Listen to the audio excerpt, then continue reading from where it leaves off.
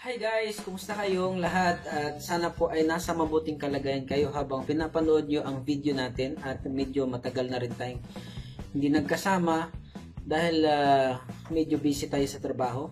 At sa video na to ay susubukan kong sagutin ang mga tanong ng mga viewers natin for long time in a video dahil nakikita ko na talagang kailangan ko nang sagutin in video kasi yung mga tanong nila sa mga videos natin ay paulit-ulit, which is it needs a lot of visual explanation. So narito ang kanilang tanong ng ating mga kababayan.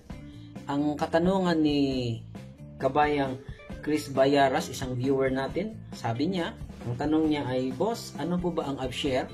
Mula naman kay Ragdi TV, kabayan, para saan ba ang AppShare at safe po ba ito? Kasi need po ang AppShare sa online banking eh. Thank you. Napakagandang tanong po at alam kong maraming matututunan ang ating mga viewers. Sasagutin ko po ito based on my understanding at my experience sa paggamit ng app na to. Ang AppShare po ay isang portal ng Ministry of Interior na pangunahing layunin ay gawing online ang governmental services para sa lahat ng mga expats at residents dito sa Saudi Arabia. Nilaunch po ito noong 2015 at ngayon po ay naging mandatory na po sa lahat at kasama na po dito ang mga OFW. Ang salitang AppShare po ay isang salitang Arabic na ang ibig sabihin sa English ay bringing the good news or good tidings. So, magandang balita po ba ito, kabayan? Opo, napakagandang balita po kasi ako mismo ay user na rin nito at marami po itong naitulong sa akin dahil dito sa app na to ay nalalaman ko yung aking mga records. Pag-usapan naman natin anong features at services ng AppShare. Kung gumagamit ka ng AppShare ay magkakaroon ka ng access online ng kanilang mga governmental services na as of their promise, it is more than 160 services. So, ibig sabihin ay meron ka ng access online, anytime, anywhere, at the tip of your fingertips, gamit ang iyong cellphone, laptop, at ang iyong PC. Kasi available na po ang app na to sa laptop at saka sa mobile devices gaya ng cellphone at yung iPhone, mga smartphones. I-download nyo lang sa Play Store or sa App Store. At kung wala pa kayong AppShare ay panoorin nyo po ang video na to. Click nyo lang dito. Kung hindi nyo maklik dyan, i-click nyo po sa comment section kung paano mag-register at mag-activate ng AppShare account. Sa kasalukuyan po ay meron na pong more than 18 million verified users na po sa buong Saudi Arabia. At sana po ay kasama kayo dyan. At sa mga wala pa ay mag-register na po kayo. Sana po ay nasagot ko na ang katanong ng ating mga kababayan kung ano nga ba ang AppShare. Okay, ipapakita ko naman sa inyo ang actual na itsura ng application na ito para mas maintindihan nyo pa. So, I assume guys na habang pinapanood ng video na to ay meron na kayong AppShare account. So papakita ko sa inyo pag nakapag-login na kayo ay ganito. So, ito ang kanilang user interface. Ito ang display pag nag-login ka. Nakikita mo dito ang yung dashboard.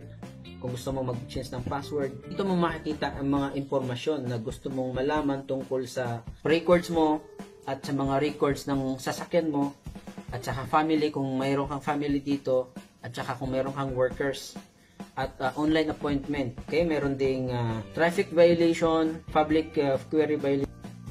At ito ang pinakamaganda sa lahat kaya ako nag-AppShare dahil ikama expiry services. Kasi dito ako naengganyo noong gusto kong malaman ang ikama expiry ng mga tao namin. So kasi nasa safety ako. At gusto kong i-check kung expire pa gusto kong i-check kung valid pa ba ang mga ikama nila. So nag-research ako, ito nalaman ko ang AppShare. Pero maganda pa dito guys ay kung gusto mong malaman ang information in just one screen, pumunta ka dito sa dashboard, i-click mo ang dashboard. Ayan, lahat ng information nasa isang screen. Dito mo malaman ang family members mo, ilan ang sponsories mo, kung ano ang driving license mo, kailangan pa bang i-renew, kung magkano ang nakadeposit dyan, at ilan ang sasakyan mo, traffic violations, labor importation, passports mo, Tapos tapos travel records nandito na din at mga visit visas. Kung gusto mong malaman ang more details, i-click mo lang. Halimbawa, gusto mong malaman ang tungkol sa passports mo, click mo lang more details. Ayan, so makikita mo dito valid pa ang aking passport. So remember po mga kabayan, ang sinabi doon sa kanilang website ay nag-offer sila ng more than 160 services ng kanilang governmental services through AppShare. So kung sasabihin ko sa inyo to isa-isa ay maubos ang oras natin. Kaya kayo na lang po ang bahala mag-explore. So kung clinic mo ang authorization, ito ang lalabas, AppShare Services Authorization, which is not para sa akin, hindi siya applicable sa akin. Kung ano ang gusto niyo malaman sa mga government services nila, i-type niyo lang dito. Halimbawa, gusto mong malaman ang tungkol sa ICAMA, i-type mo lang diyan ICAMA. Ayan, lalabas yung mga services nila tungkol sa ICAMA. Issuance, ICAMA renewal, query ICAMA services, tungkol naman sa passport, type mo lang diyan passport. Ayan, dito yan, makikita yan dyan. So, napaka-simple lang, napaka-user-friendly ng kanilang application. So, available siya sa desktop or laptop. Gamitin mo lang ang browser. Kung cellphone naman ang gamit mo, i-download mo siya sa App Store or sa Play Store. So, available po siya. Sana guys, nakatulong sa inyo at naengganyo ko kayo na gamitin ang AppShare account. Naengganyo ko kayo na gumamit ng AppShare, which is mandatory naman talaga siya ngayon. To give you idea lang na kailangan nyo na mag-AppShare because aside from it is mandatory, napaka-importante niya at napaka-convenient ng kanilang services. I hope nakatulong ito sa inyo at kung meron kayong mga katanungan, i-type nyo lang sa comment section at sisikapin ko po yan through video, nasagutin through video at kung nakatulong ito ay share nyo po ito sa iba. Don't forget to subscribe, i-click nyo lang ang subscribe button para sa mga susunod nating mga videos. Sige, bye-bye. Thank you!